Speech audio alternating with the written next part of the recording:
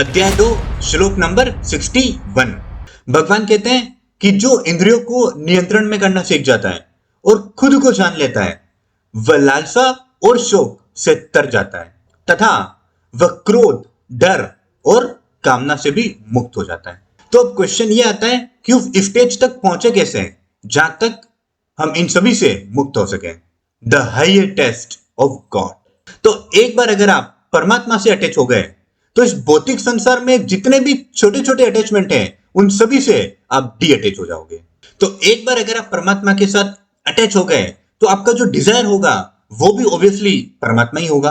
और परमात्मा के लिए जैसे जैसे आपका जो डिजायर है वो स्ट्रांग होता चला जाएगा, वैसे वैसे आपका जो माइंड है वो एक ऑर्डर में आ जाएगा और क्लियर हो जाएगा।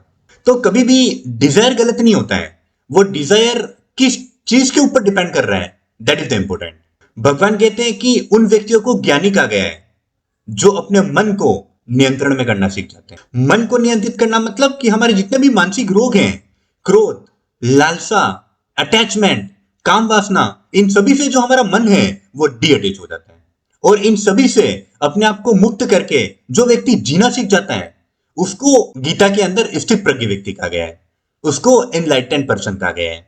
तो अब क्वेश्चन आता है कि ये कैसे जाने कि कौन एनलाइटेंड है और कौन एनलाइटेंड नहीं है। जैसे कि मैं आपको एक एग्जांपल से समझाता हूं कि आप अभी गुस्से में हो, आप कहोगे कि नहीं अभी तो मैं गुस्से में नहीं हूं, तो इसका मतलब कि आप गुस्से से परे निकल गए हो।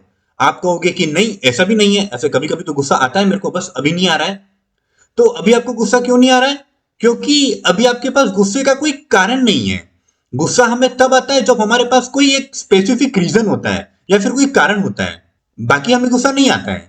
तो जो एनलाइटेंड पर्सन होता है वो अपने डिजायर, एंगर और जो अटैचमेंट है उसकी जो जड़ है उसके कारण को समझ करके उसके कारण को ही समाप्त कर देता है।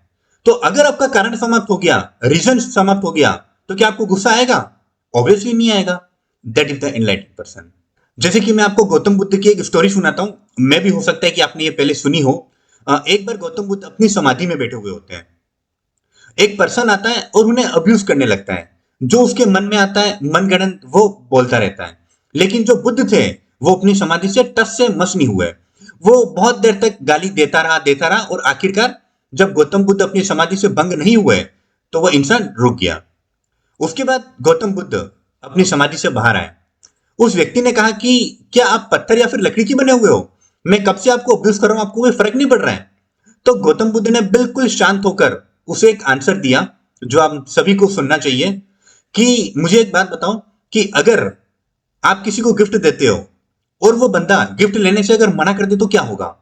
तो व्यक्ति ने कहा कि ऑब्वियसली वो वापस से मुझे ही रिटर्न हो जाएगा, मतलब कि गिफ्ट मेरे ही पास आ जाएगा।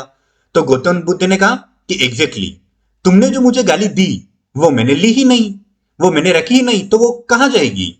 वो व्यक्ति समझ गया कि बुद्ध क्या कहना चाहते हैं। ऐसा इसलिए हुआ क्योंकि जो गौतम बुद्ध हैं वो इनलाइटेंड है, वो स्थिर बुद्धि वाले व्यक्ति हैं।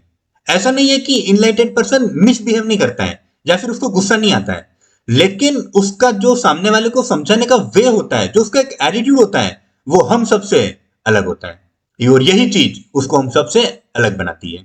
उन्हें कभी भी बाहर की परिस्थितियों से फर्क नहीं पड़ता है, उन्हें पता है कि खुद के ऊपर काबू कैसे रखना है।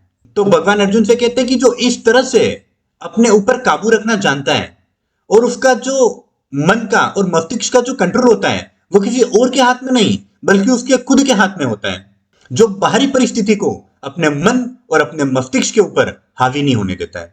बाहर के लोग या फिर बाहर की परिस्थितियां उसे कंट्रोल नहीं कर सकती है। ऐसा जो पर्सन होता है उसको एनलाइटेंड पर्सन कहा गया है।